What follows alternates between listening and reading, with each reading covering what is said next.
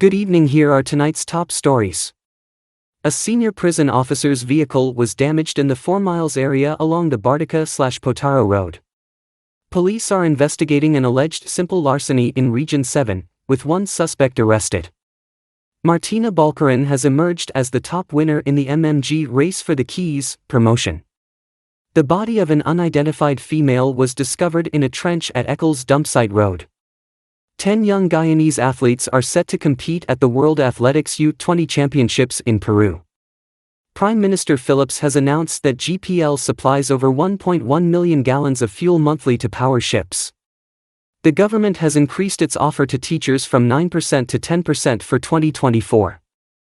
In other news, 4 underage Brazilian girls smuggled into Guyana have been rescued and placed in protective care. Stay tuned for the details of these stories. Please remember to like, share and subscribe to our channel for more news.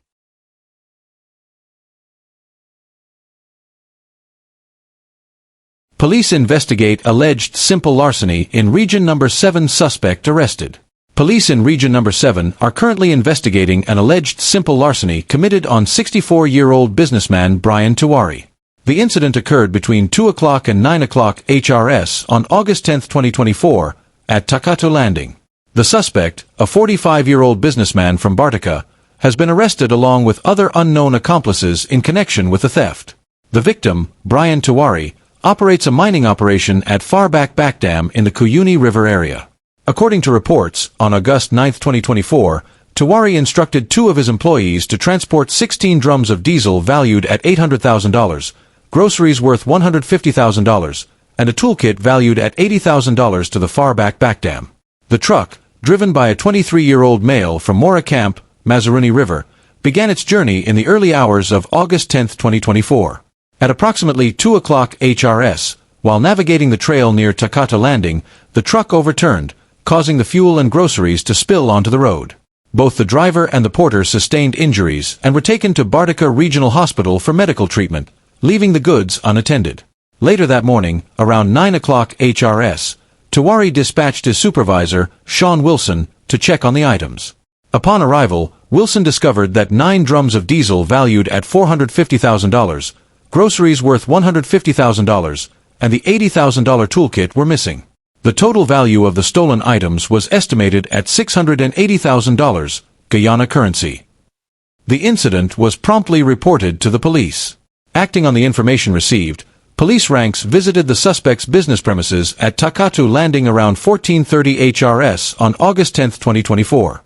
During the search, 6 drums of diesel were found in the suspect's possession. The suspect was informed of the allegation, cautioned, and admitted to the offense. He was subsequently arrested, escorted to the Bartica police station, and placed into custody, where he is currently assisting with the investigation. The police are continuing their investigation into the matter. Vehicle of senior prison officer damaged in 4 miles area along Bartica/Potaro Road. EAP News Bartica newsletter reports.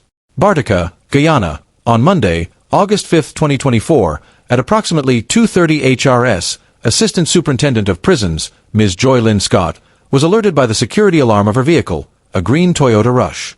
The alarm, set to activate if the ignition system was tampered with in any way other than by using the original keys, signaled that her vehicle was being interfered with. At the time of the incident, Ms. Scott's vehicle was parked under a shed on a parapet adjacent to her residence at Lot 130, 4 miles, Housing Scheme Junction, Bartica/Potaro Road. Shortly after the alarm sounded, 2 individuals were observed fleeing the scene on a motorcycle. Upon inspection, it was discovered that the glass window on the vehicle's right side back door and the posterior right side curved glass window had been broken. Ms. Scott, who has lived at this address for the past 12 years and has parked her vehicle in the same location for 3 years without any issues, is understandably concerned about this unexpected incident. Residents of the 4 miles housing scheme area, while generally considering their neighborhood to be quiet and peaceful, are now anxious following this event. Many who usually park their vehicles along the roadside are now fearful of experiencing similar acts of vandalism. The incident has heightened security concerns among residents, particularly in light of the prolonged inactivity of the area's community policing group, the lack of street lighting in strategic areas, and delays in maintaining the few streetlights that are present. The darkness that envelopes the 4 miles area at night has become a significant safety issue, especially for night workers who traverse the road during the late hours. The recent robbery of a resident near 4 Miles Hill further exacerbates these concerns. The attached photographs below show the damaged vehicle windows, the shed where it was parked, and the areas of 4 Miles that are plunged into darkness each night. Residents are urging local authorities to address these pressing security issues to prevent further incidents. 4 underage Brazilian girls smuggled into Guyana rescued and placed in protective care.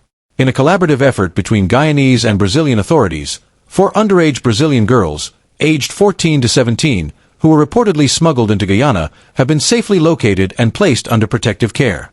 The girls were allegedly brought into the country for exploitation. The joint operation, conducted by the Trafficking in Persons, TIP, and Migrant Smuggling Unit, MSU, in partnership with local law enforcement and the Ministry of Human Services and Social Security, took place between August 4th and 7th, 2024. The successful mission ensured the safety of the victims, who are now receiving essential services such as counseling, medical care, and psychosocial support from the Ministry's Counter-Trafficking in Persons, CTIP, unit and the Child Care and Protection Agency, CCPA. The Ministry of Home Affairs has reaffirmed its commitment to protecting vulnerable individuals, including minors, from trafficking and exploitation. The Guyana Police Force, GPF, has launched a comprehensive investigation into the incident, with the aim of identifying and prosecuting those responsible for this heinous crime. This rescue operation comes in the wake of the 2024 Trafficking in Persons report by the U.S. Department of State, which highlighted Guyana's increased efforts in combating human trafficking. The report noted that in 2023, 77 tip cases were filed under the Combating Trafficking of Persons Act of 2023, leading to the arrest of 10 suspects, 7 of whom were charged. This represents a significant increase from 2022, when 28 cases were filed. The revised 2023 Act prescribes severe penalties, including 5 years to life imprisonment, and extends criminal liability to corporations. It also broadens the definition of trafficking to include illegal adoption without the purpose of exploitation and explicitly includes the use of children in the production and distribution of narcotics. While these developments are commendable, the U.S. State Department report also highlighted challenges faced by the GPF CTIP and prosecution units, particularly regarding budgetary constraints that hinder their operations. The GPF CTIP unit exclusively investigates trafficking cases, while the prosecution unit handles preliminary hearings into felony crimes, including trafficking, in the magistrate's court. The government of Guyana remains committed to addressing these challenges and continuing its efforts to protect vulnerable populations from trafficking and exploitation. Martina Bulan emerges as top winner in MMG race for the Keys promotion. Mobile Money Guyana Incorporated, MMG, a subsidiary of GTT, has successfully concluded its race for the Keys promotion, with Martina Bulan being named the top winner. The promotion, which ran from May 1st to July 31st, saw enthusiastic participation from MMG customers across Guyana, with prizes including a brand new car and cash rewards. Throughout the 12-week promotion, MMG customers were encouraged to complete at least 3 transactions to enter the weekly draws. Each week, 2 lucky winners were selected. One winner received an instant $50,000 in MMG credit, while the other secured a spot as a qualifier for the final race. By the end of the promotion, 12 lucky qualifiers had been chosen, all vying for the grand prize. MMG's Race for the Keys generated excitement and engagement among its users, reflecting the company's commitment to rewarding customer loyalty and promoting digital transactions. Body of unidentified female discovered in trench at Eckles dumpsite road. On Saturday, police received a distressing report regarding a body found floating in a trench alongside the Eckles dumpsite road. The discovery was made at approximately 1500 hours HRS following a call to the police 911 hotline. Upon arrival at the scene, police ranks located the partly decomposed body of an unidentified woman, believed to be of mixed ancestry and estimated to be between 30 and 40 years old. The body was found floating face down in the trench near the dump site. The Crime Scene Investigation (CSI) unit examined the body, noting that what appeared to be blood and water were observed flowing from the nostrils. The woman's face was swollen, and she was dressed in long black tights, a gray armless top, and one-side slippers. Despite the condition of the body, no visible marks of violence were found. The body has since been removed from the scene and is currently at the Memorial Gardens Funeral Home, where it awaits identification and a post-mortem examination to determine the cause of death. Authorities are urging anyone with information that could assist in identifying the deceased or provide details surrounding the incident to come forward. The police are actively investigating the case and are seeking to establish the circumstances that led to this tragic discovery. 10 young Guyanese athletes set to compete at World Athletics U20 Championships in Peru. 10 promising young athletes from Guyana are gearing up to represent their country at the World Athletics U20 Championships in Lima, Peru, from August 27 to September 1, 2024. Selected by the Athletics Association of Guyana, AAG, the team features a talented mix of experienced competitors and rising stars. Leading the women's squad are Carifta Games medalists Athalia Hinkson and Tiana Springer, who are joined by Narissa McPherson and Nalisha Glenn. On the men's side, the team includes Kaidon Persaud, Malachi Austin, D.H. Nielsen Gill, Enoch Monroe, Jackson Clark, and Ezekiel Newton, all of whom will be striving for success on the global stage. The athletes will be supported by a dedicated team, including manager Cheryl Hermanstein, coach Julian Edmondson, and physiotherapist Aretha Legal.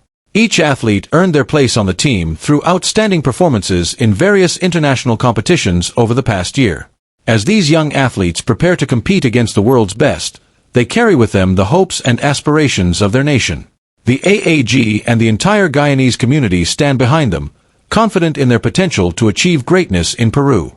GPL supplies over 1.1 million gallons of fuel monthly to PowerShip, says Prime Minister Phillips.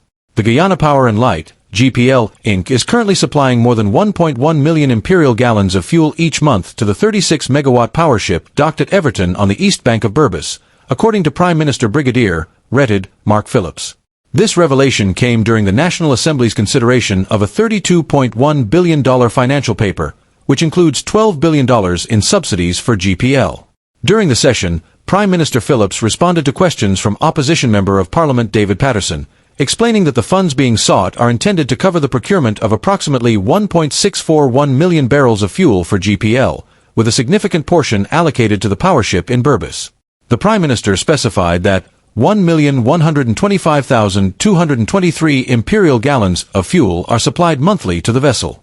The PowerShip, which has been operational since May 18, 2024, is connected to GPL's Demerara-Berbice Interconnected System, DBIS, and is generating 36 megawatts of electricity, as contracted under a multimillion-dollar rental agreement with Qatar-based Urbicon Concessions Investments, WLL, UCI. GPL is responsible for providing the heavy fuel oil, HFO, required to operate the ship's generators. To facilitate the transportation and storage of fuel, GPL has engaged 2 companies, Horizon Maritime and Ocean Trader.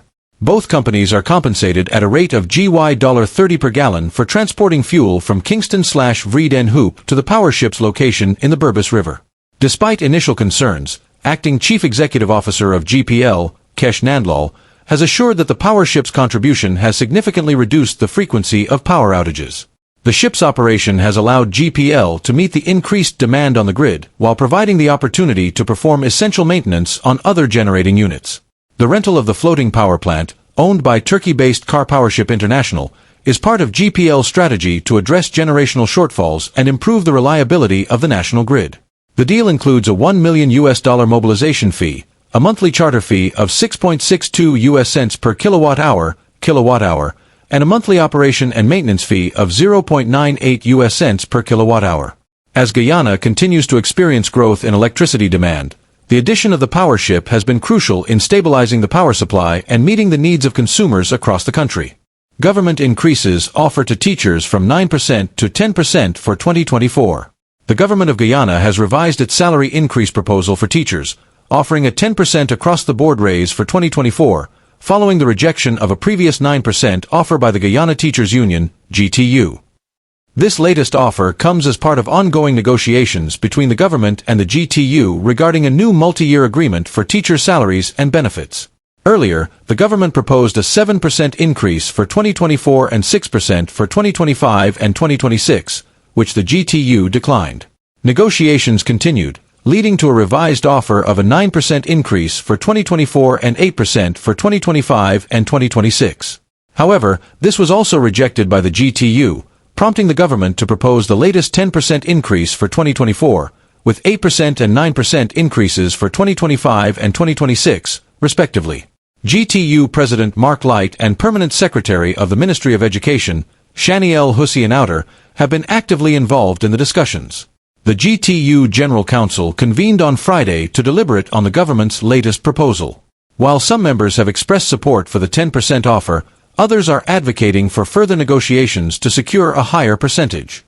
Over the weekend, GTU branch representatives were tasked with consulting their membership to gauge support for the new proposal. If the GTU accepts the offer, the signing ceremony could take place as early as Monday. GTU President Mark Light acknowledged that while the proposed increase falls short of the union's initial demands, it is a step toward ensuring teachers are compensated fairly, especially during challenging economic times. Our teachers deserve to be compensated in every avenue possible during these difficult times, Light stated. He also emphasized the importance of the timely remittance of dues to the GTU in line with a recent court ruling. The GTU originally proposed a 39.6% increase for 2024, with 30% increases for 2025 and 2026. In addition to salary increases, the union has called for a performance-based incentive of 2% per annum, an annual health/risk allowance of $25,000, and a monthly internet/mobile data allowance of $10,000 for all teachers. Other proposals include a termly school transportation grant and support for teachers in remote areas. Negotiations on the 2024 to 2026 multi-year agreement commenced on July 11th, following prolonged industrial action by teachers. Although the GTU initially pushed for backdated salary increases from 2019, the government has maintained its position to start from 2024. The outcome of these negotiations will significantly impact the future of education in Guyana and the well-being of teachers across the country.